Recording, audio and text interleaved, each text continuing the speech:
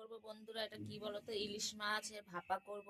আর কি কি দেব দেখো, লাল শুকনো লঙ্কা, কাঁচা লঙ্কা, আদা, রসুন, পেঁয়াজ, সর্ষে, জিরে, রাঁধুনি সব দিয়ে এখন বানাবো ইলিশ মাছের ভাপা। এই যে এখন আমি এটা মিক্সচারে দিয়ে দেবো, মিক্সচারে দিয়ে পেস্ট করে নেব সব।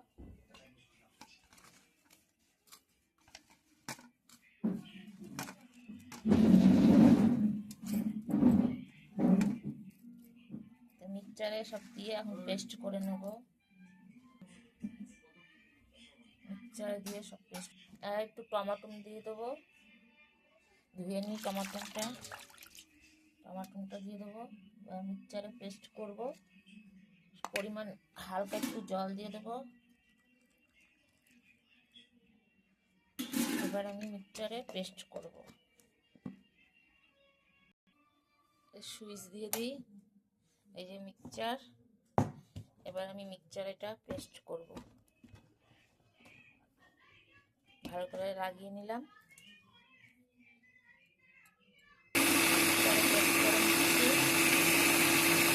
দেখবো কেমন হয়েছে পেস্টটা, একটুখানি হবে।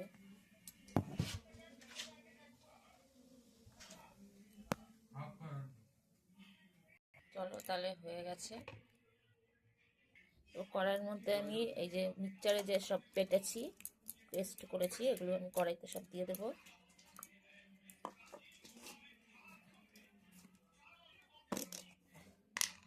আর এখানে আছে কালো জিরে, পরিমাণ মতো কালো জিরে দিয়ে দেবো।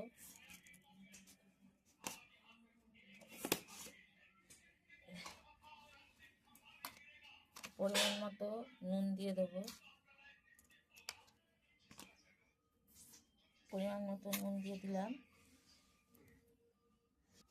পরিমাণ মতো হলুদ দিয়ে দেবো।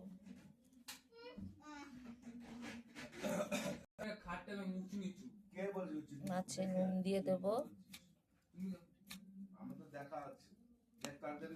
হলুদ দিয়ে দেবো মাছে।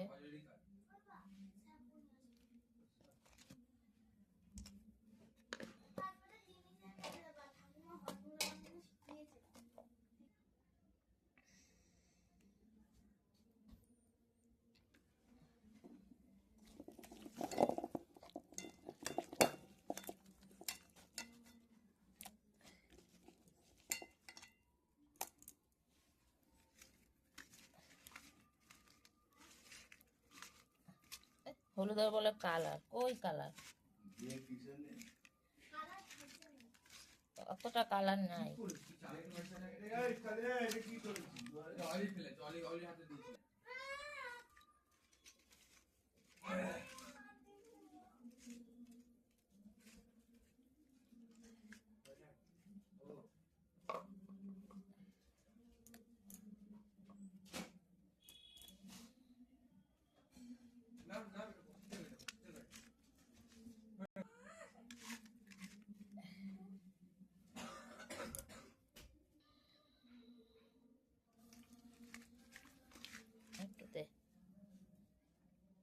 দাঁড়া হয়েছে, এখানে একটু দে।